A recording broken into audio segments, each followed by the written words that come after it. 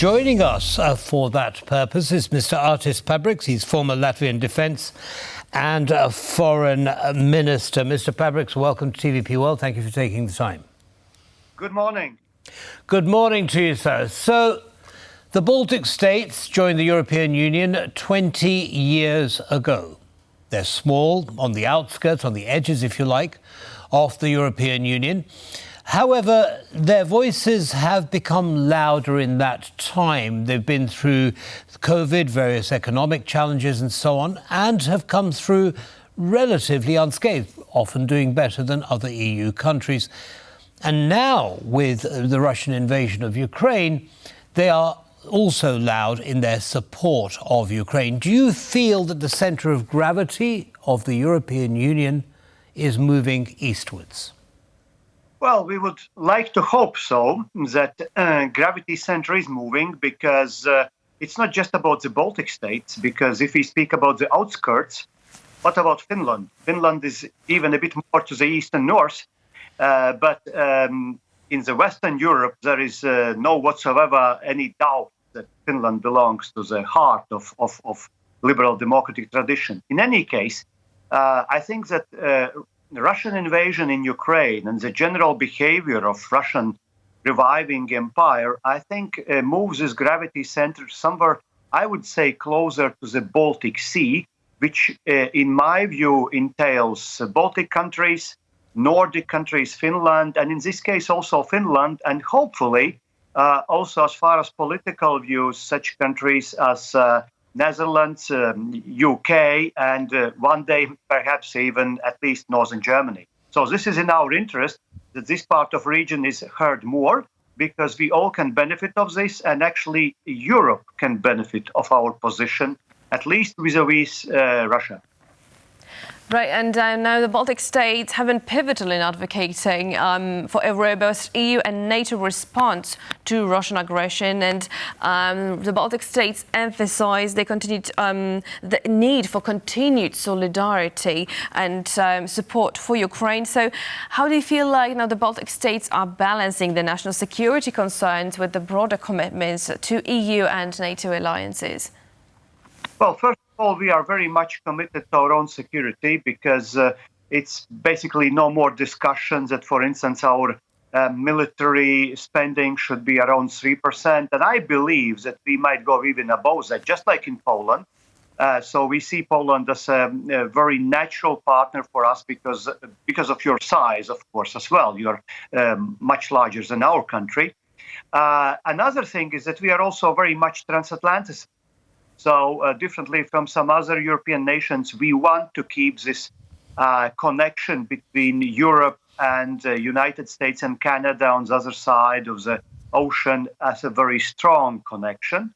And thirdly, we very much believe that this challenge, which Russia poses to Europe, that we are here like a ringing bell, just telling, listen, if Europe wants to be a global player, if Europe doesn't want to be on the backwaters of global developments, you have to hold yourself together. And we see and we hear experts telling that actually, as far as assistance to Ukraine, in many ways, Europe should take even more leading roles than the United States. But can we do this? And I see here two problems. One problem is a political will, which of course exists in the Baltics and Poland and also Finland. But another thing is our economic, let's say, weakness, because military industries are so underdeveloped that even if we would have this political will, at this moment we have quite small capabilities as a European.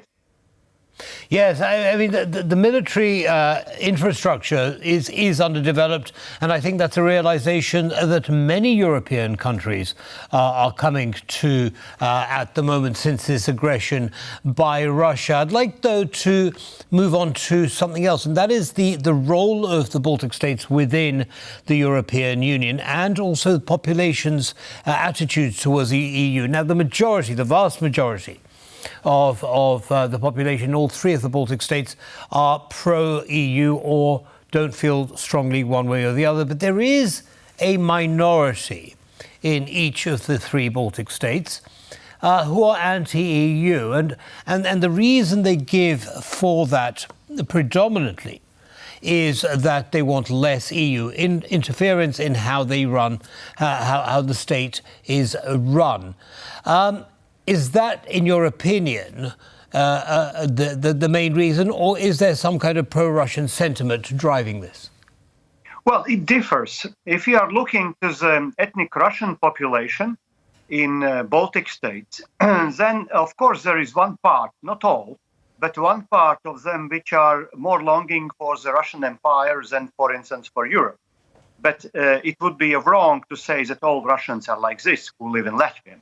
But secondly, there is, of course, also a healthy, in my view, healthy skepticism about the number of EU policies which was revealed during the pre-election discussions here in Latvia, for instance. This is a necessity to reform the green course, because as far as the green targets, we believe that they are exaggerated and making us more or less competitive compared to other regions of the world. And as a second thing, of course, this would be also the question of migration, because we are attacked by hybrid attempt from Belarus, just like Poland. And we believe that migration policies in European Union are based on assumptions which were made in the early 90s, 1992, 1993. Right. So this is one of the problems where also public is paying very much attention. Thank you so much, sir, for sharing your insights and providing your overview on the situation of the Baltic states. Thank you.